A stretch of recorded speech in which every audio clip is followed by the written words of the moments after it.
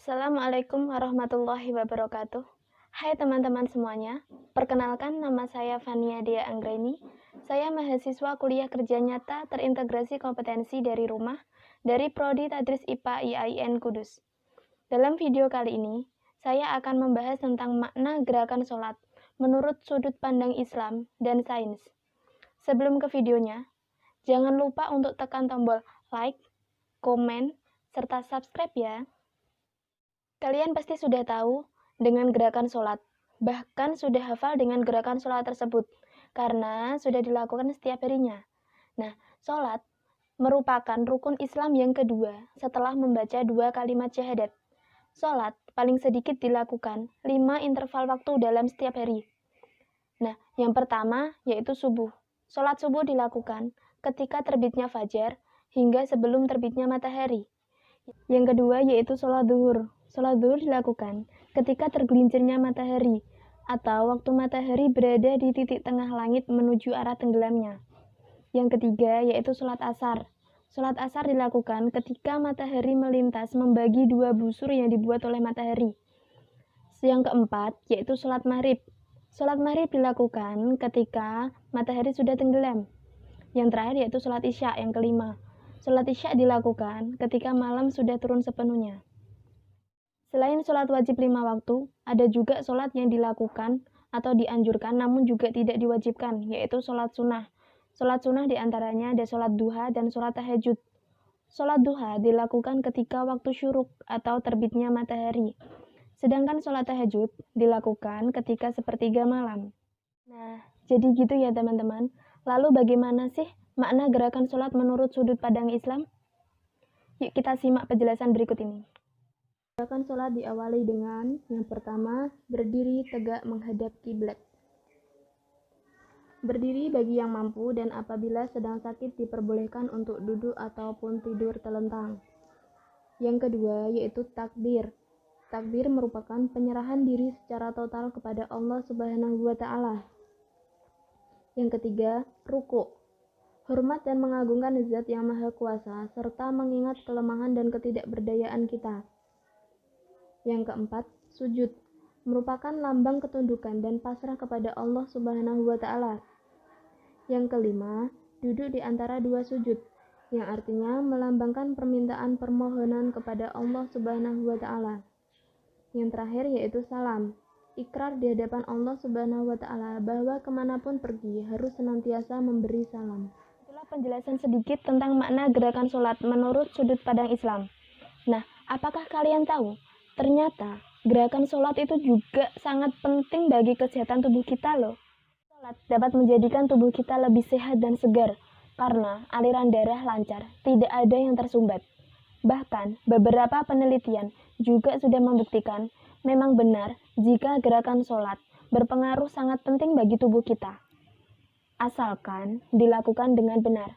Penasaran kan seperti apa? Yuk kita simak video berikut ini. Yang pertama yaitu berdiri lurus, di mana berdiri tegak menghadap kiblat.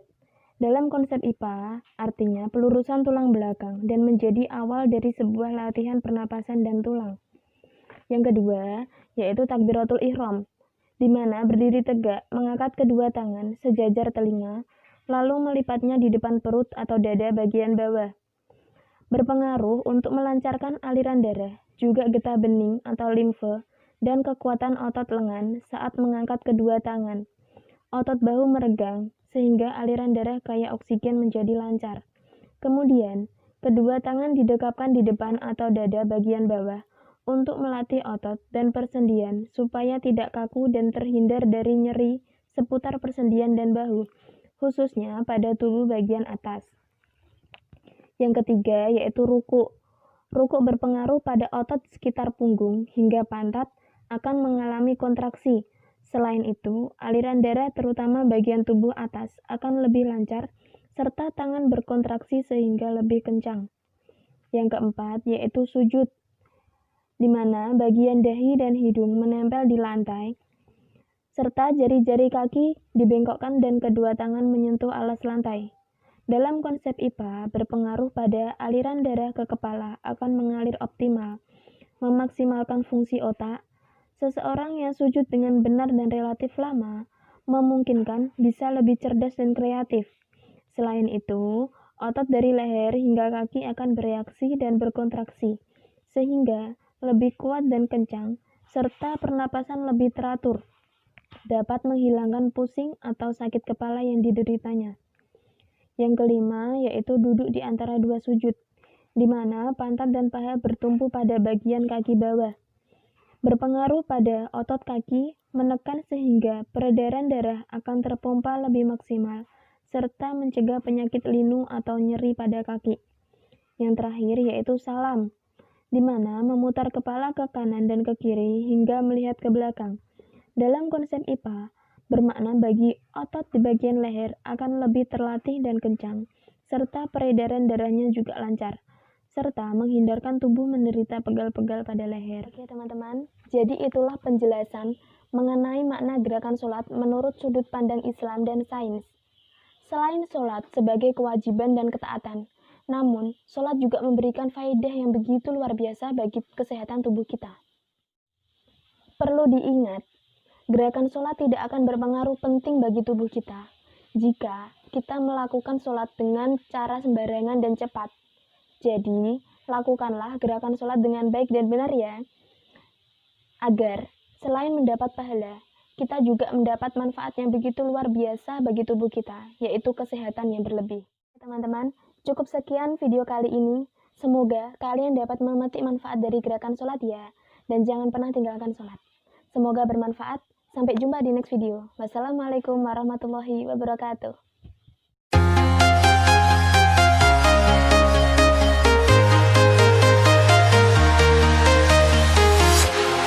Walking alone, the streets are empty. The only thing I can see is my own silhouette. I'm getting stronger, step by step. The clock is ticking, but there's no time for regrets. I've been flying from town to town.